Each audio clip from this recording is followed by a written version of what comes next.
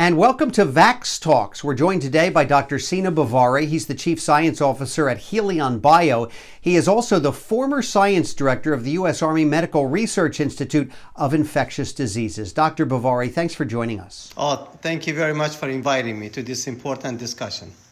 Certainly it is important. All eyes right now, of course, are on the COVID-19 vaccines that are available. But today we're talking about the variants that are coming to light, the mutations out there, and the impact they could have. Certainly a concern, Dr. Bavari. Correct. So like a lot of other viruses, especially RNA viruses, they go through changes and they try to adapt and they try to escape also at the same time. So these adaptation and escape typically results in new variation of the original virus. The new variants that you may have heard about is one in Britain, the other one in South Africa, and there are more variants will be coming out, no doubt. There are some actually coming out of Malaysia, some out of Nigeria, that they all might be important at some point. The one that actually made big headline was the one out of Britain that not long ago, maybe about 3 to 4 months ago, that was actually found to dominate the SARS coronavirus in Britain. Are these variants worse than the original? The virus tends to adapt, as I said. And in many cases, the virus tends to adapt in a way so it'll be more transmissible. And it seems like the Britain variant seems to be more transmissible.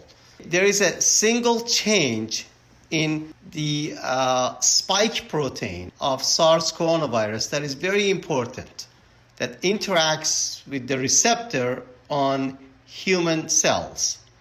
That change actually has allowed the virus or allowed the spike protein now to bind better than before. So the idea would be this change would actually make it more transmissible.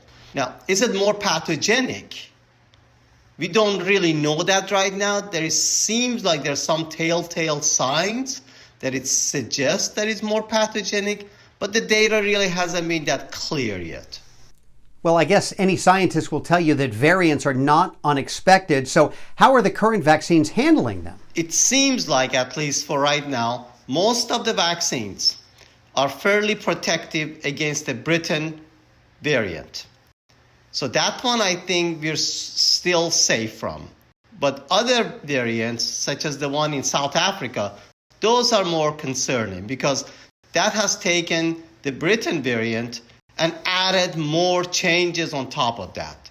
So some of the vaccine, for example, such as Novavax vaccine, that one, we don't exactly know if it's truly efficacious against that variant or not. And it seems like in the latest data that I've seen, it's probably around 50 to 60% protective against that variant. And it is concerning, and my guess is all the industry is actually right now is gearing up to adapt to these changes also. So they're making new variation of their vaccines also to adapt to the changes of the virus. So then, does this put us back to the drawing board, or do scientists try to make adaptations to the current vaccines?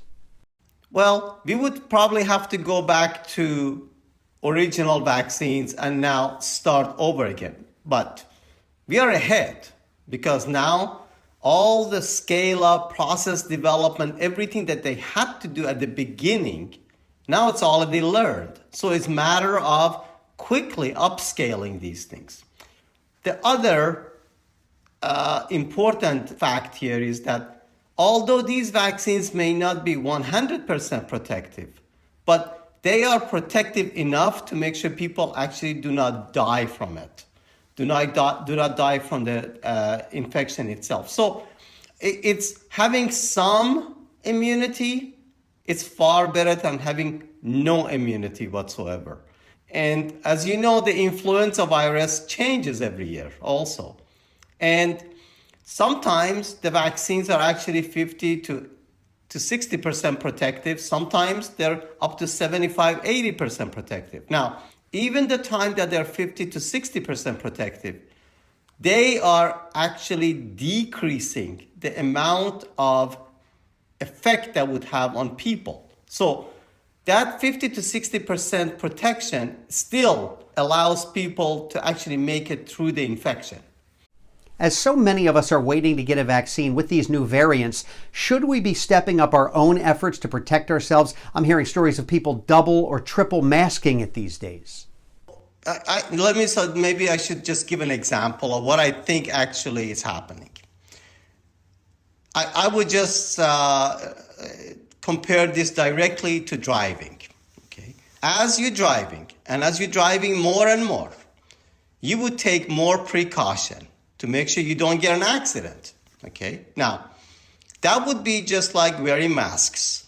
Okay, so if you're wearing mask, if you're wearing shield, you're taking care of yourself, you're washing your hands and so on. So that is being careful while you're driving. Now, you could get an accident, may not even be your fault, correct? That happens. Well, what do you do then? Well, your car has airbags, your car has, hopefully you have your seatbelt on. All of those other things would be like vaccines, would be like therapeutics that we have also. So the best thing to do first is you watch out, make sure you don't get in an accident. The second thing would be if somebody hits you and you get an accident, you got to make sure you have your seatbelt on. So that means you must be vaccinated. That must mean you have to be in a good health also. So all of these things actually come on board after that. Well, on one hand, these new variants are showing up. On the other hand, it's kind of been slow going, trying to get millions upon millions of people vaccinated. So as we're entering February now, do you think we're at a net loss or a net gain? I still think we are at the net gain by vaccinating people because, as I said, having some immunity against these viruses is far better than to have no immunity against these viruses. That could be a matter of landing in a hospital or having a very light SARS coronavirus disease. So I would rather have a light SARS coronavirus infection than to end up in a hospital. Certainly makes two of us. Dr. Bavari, thanks so much for joining us. Of course. Thank you very much for talking to me. It's been wonderful. Yes, it has. And thanks to our audience for watching as well. You're watching VaxTalks. For more information, go to whywevax.org.